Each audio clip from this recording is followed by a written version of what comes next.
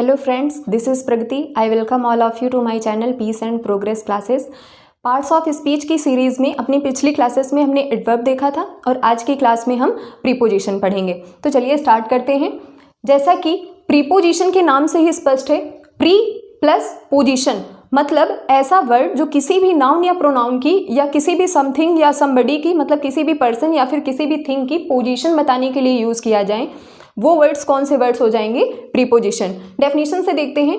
Preposition is a word मतलब preposition एक ऐसा वर्ड है दैट टेल्स अस जो हमें बताता है द एग्जैक्ट पोजीशन मतलब बिल्कुल पोजीशन बताता है ऑफ समथिंग और समबडी किसी भी पर्सन की या फिर किसी भी थिंग की। तो प्रीपोजिशन क्या है? प्रीपोजिशन ऐसे वर्ड्स हैं जो किसी भी व्यक्ति या फिर किसी भी वस्तु की पोजीशन बताने का काम करते हैं। फॉर एग्जाम्पल, मैंने कहा कि अगर ये टेबल है और इस टेबल पर कोई एक बॉल है तो अभी ये बॉल कहाँ पर है? On the table. ये जो बॉल है ये कहाँ पर है? On the table. तो ऑन ने क्या बताया है? इस बॉल की पोजीशन बताई है, तो ऑन क्या हो गया? प्रीपोजिशन। अब यही बॉल मान लीजिए इस टेबल के नीचे है, तो अभी नीचे है मतलब कहाँ है? अंडर है। तो अंडर ने क्या बताया है? इस बॉल की पोजीशन बताई है, तो अंडर क्या हो गया? प्रीपोजिशन। मान लीजिए यही बॉल इसके बगल में है अभी, तो इस बगल में के लिए हम क्या लिखेंगे? बिसाइड। तो बिसाइड ने क्या बताया है? इस बॉल की पोजीशन बताई है। तो ऐसे वर्ड्स जो किसी भी पर्सन की या फिर थिंग की पोजीशन बताने के लिए यूज़ किए जाएं, वो कौन से वर्ड्स हो जाएंगे? प्रीपोजिशन। जैसे मान लीजिए ये बुक है और इस बुक के ऊपर मार्कर है, तो अभी मार्कर कहाँ है? The marker is on the book मतलब जो मार्कर है वो बुक के ऊपर है। तो ऑन ने क्या बताया है? इस मार्कर की पोजीशन बताई है मतलब मार्कर ऊपर है। अब यही मार्कर मैंने बुक के अंदर रख दिया, तो अब क्या है कि the marker is in the book मतलब अब जो मार्कर है वो बुक के अंदर है। तो ऐसे वर्ड्स जो किसी भी पर्सन की या थिंग की एग्जैक्ट पोजीशन बताने के लिए यूज़ किए जाएंगे, वो वर्ड्स कौन से वर्ड्स हो जाएंगे? प्रीपोजिशन। लेकिन ये जो डेफिनेशन है ये अपने आप में इनकम्प्लीट है, तो इसको कंप्लीट सेंस देने के लिए मैंने दूसरी डेफिनेशन यहाँ पर लिखी हुई है। Preposition is the word that connects a noun और pronoun to other part of sentence मतलब प्रीपोजिशन एक ऐसा वर्ड है दैट कनेक्ट्स जो जोड़ता है ए नाउन और प्रोनाउन किसी भी नाउन या प्रोनाउन को to other part of sentence के अदर पार्ट से। मतलब एग्जाम्पल से देखते हैं। The book is kept on the table. The book, यहाँ पर बुक क्या है? बुक एक नाउन है। The book is kept on the table मतलब जो बुक है वो कहाँ पर रखी गई है? टेबल पर। तो इस बुक का रिलेशन इस टेबल से बताने के लिए हमने किसका प्रयोग किया है? ऑन का किया है। तो ऑन क्या हो गया? एक प्रीपोजिशन। नेक्स्ट देखते हैं। She is in the room. यहाँ पर शी क्या है? शी एक प्रोनाउन है। सी इज और वह कहाँ पर है? सी इज इन द रूम। तो शी का रिलेशन इस रूम से बताने के लिए हमने किसका प्रयोग किया है? इन का प्रयोग किया है। तो इन क्या हो गया? एक प्रीपोजिशन। तो प्रीपोजिशन क्या है?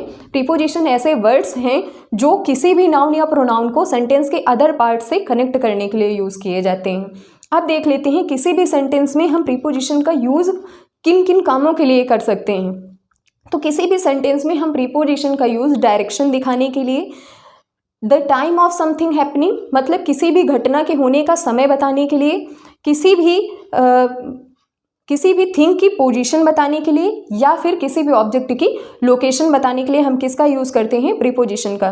तो प्रीपोजिशन क्या क्या बताते हैं? डायरेक्शन बताते हैं। फॉर एग्जाम्पल, जैसे मैंने कहा my house is in the east मतलब मेरा घर कहाँ पर है? मेरा घर ईस्ट में है। तो मेरे घर की डायरेक्शन बताने का काम किसने किया है? इन ने। तो इन क्या हो गया? प्रीपोजिशन। नेक्स्ट है टाइम ऑफ समथिंग हैपनिंग मतलब जैसे मैंने कहा I get up early in the morning मतलब मैं कब उठती हूँ? मैं सुबह जल्दी उठती हूँ। तो यहाँ पर इस जल्दी उठने वाली प्रोसेस का या फिर इस जल्दी उठने वाली घटना के बारे में किसने बताया है? इन ने बताया है। इन हो गया प्रीपोजिशन। और यहाँ पर इन ने क्या बताया है? टाइम ऑफ समथिंग हैपनिंग मतलब किसी भी घटना के होने का समय। नेक्स्ट देखते हैं and to denote position. Position के लिए अभी मैंने एग्जाम्पल लिया था मतलब किसी भी चीज़ की पोजीशन बताने के लिए, and location of an object किसी भी ऑब्जेक्ट की लोकेशन बताने के लिए। अभी मैं आगे बताऊंगी कि पोजीशन और लोकेशन में क्या डिफरेंस है मतलब प्लेस और लोकेशन में क्या डिफरेंस है। नेक्स्ट है टाइप्स ऑफ प्रीपोजिशन मतलब प्रीपोजिशन कितने प्रकार के होते हैं। सबसे पहला है प्रीपोजिशन ऑफ टाइम मतलब ऐसे प्रीपोजिशन जो समय बताने का काम करें।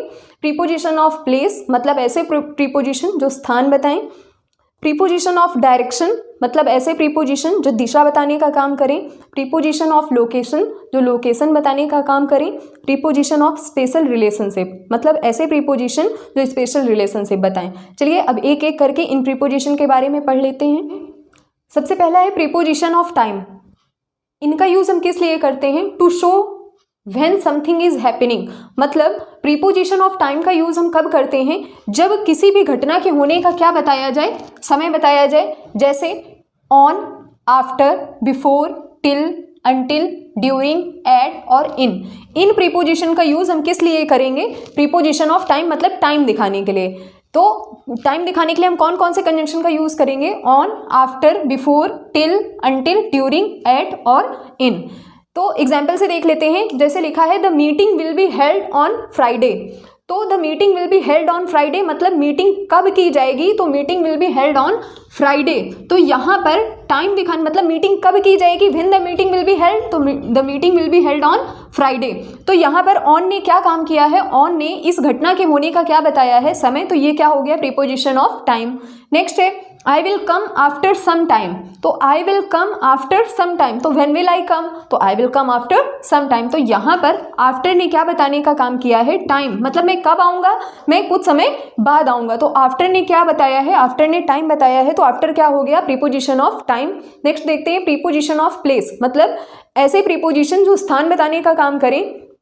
Indicate the place of position मतलब कि ये क्या बताने का काम करेंगे? प्लेस बताने का काम करेंगे।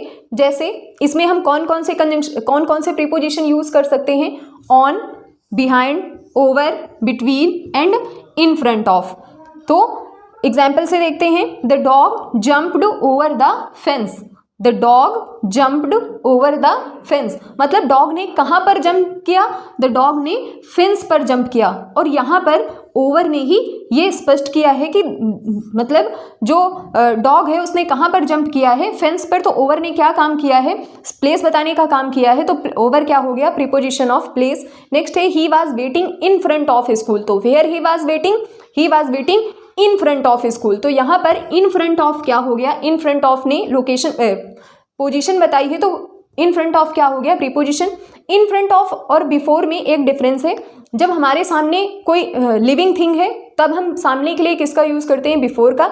लेकिन अगर सामने कोई नॉन लिविंग थिंग है तो उसके लिए हम किसका यूज़ करते हैं? इन front of. School non living है इसलिए इसके लिए हमने किसका यूज़ किया है? इन फ्रंट ऑफ। नेक्स्ट है प्रीपोजिशन ऑफ डायरेक्शन मतलब ऐसे प्रीपोजिशन जिनका यूज़ हम डायरेक्शन या फिर दिशा दिखाने के लिए प्रयोग करें। इसमें हम कौन कौन से प्रीपोजिशन यूज़ कर सकते हैं? टूवर्ड, इनटू, टू, फ्रॉम और अक्रॉस।